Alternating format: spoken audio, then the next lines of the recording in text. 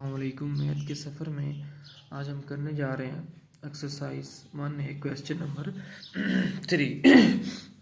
इसमें वो क्या कहता है, if x is directly proportional to y and x is equal to 4.5 when y is equal to 3, find an equation connecting x and y, the value of x when y is equal to 6, the value of y when x is equal to 12।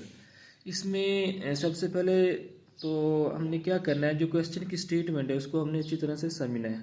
इसमें क्या कहता है कि if x is directly proportional है, जो x है वो किसके डायरेक्टली प्रोपोर्शनल है, y के, और जो x की वैल्यू है वो हमारे पास क्या है, वो है हमारे पास 4.5, और जो y की वैल्यू है वो हमारे पास क्या है, 3 है।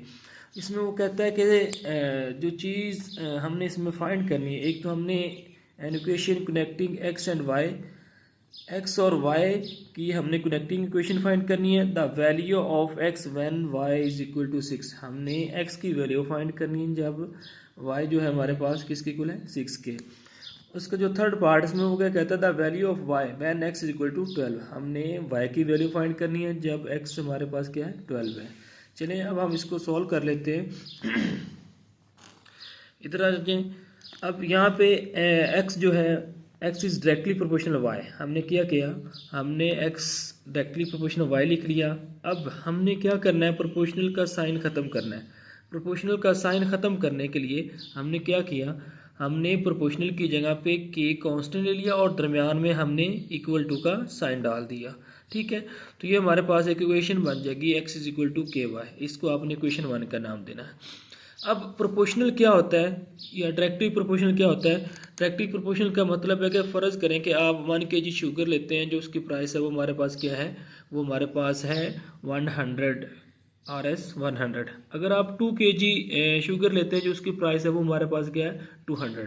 इसका मतलब है जब वज़न बढ़ा है, वेट बढ़ा है, तो साथ साथ उसकी जो प्राइस है वो भी क्या बढ़ गई, क्या हुआ है, बढ़ गई है। ठीक है, मतलब है कि एक चीज़ के बढ़ने से दूसरी भी उसकी जो वैल्यू है वो भी उसी ही रेशो से बढ़े, तो उसको हम क्या कहते हैं, डायरेक्टली प्रोपोर्शनल कहते हैं। यहाँ पे x इज इक्वल टू के वाई है। अब उन्होंने हमें x की भी वैल्यू दे दी है, ठीक है, और y की भी वैल्यू दे दी है। यहाँ पे हमने k फाइंड करना है, तो क्या करेंगे, x की वैल्यू इक्वेशन नंबर 1 में पुट कर देंगे और y की भी वैल्यू पुट कर देंगे, तो वहाँ से हमारे पास क्या आ जाएगी, k की वैल्यू आ जाएगी। k की वैल्यू कैसे आ जाएगी, जब हमने x की जगह पे x की वैल्यू पुट की इक्वेशन नंबर 1 में, तो वो हमारे पास थी 4.5 के साथ वैसे आ गया, और y की जो वैल्यू थी वो हमारे पास क्या थी, 3। ठीक है, यहाँ से हमने क्या किया, जो k के साथ जो नंबर हमारे पास मल्टीप्लाई हो रहा था वो 3 था, वो इधर मल्टीप्लाई हो रहा था, उसको दूसरी साइड पे लेके जाएंगे तो वो क्या हो जाएगा, डिवाइड।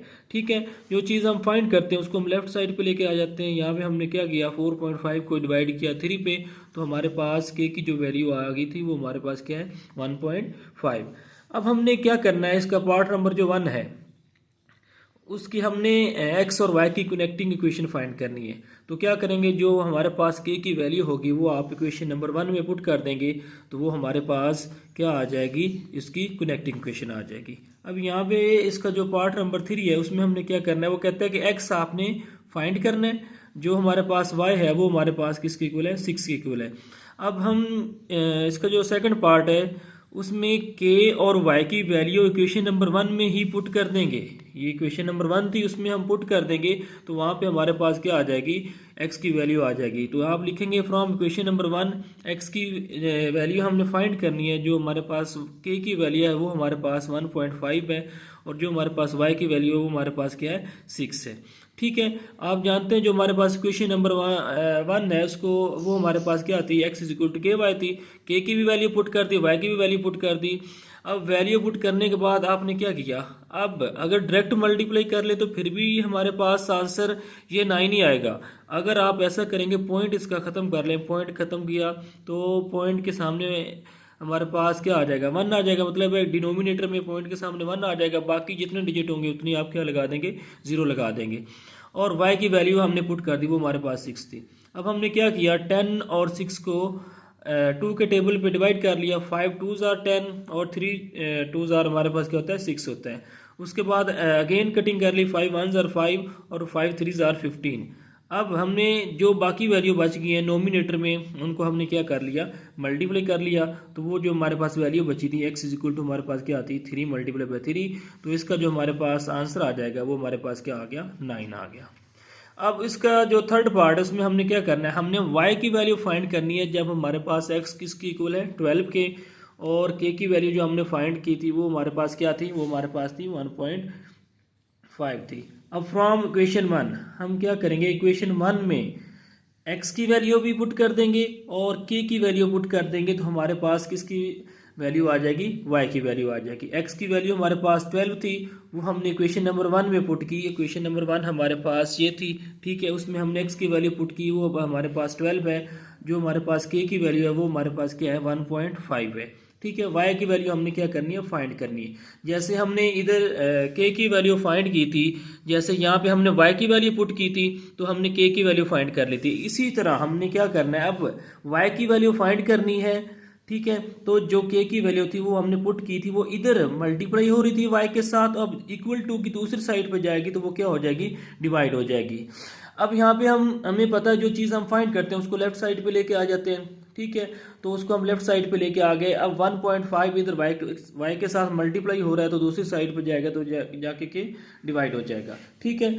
अब हमने नेक्स्ट क्या करना है, नेक्स्ट हमने y इज इक्वल टू 12/15/10 आ जाएगा। क्यों, कैसे आया, जो हमारे पास 15 था वो 1.5 था और उसका हमने पॉइंट खत्म किया था, तो पॉइंट के नीचे हमारे पास 1 आ गया, तो बाकी जितने डिजिट थे उतनी जीरो आ गई थी। 1 डिजिट था तो 1 जीरो लगा दी।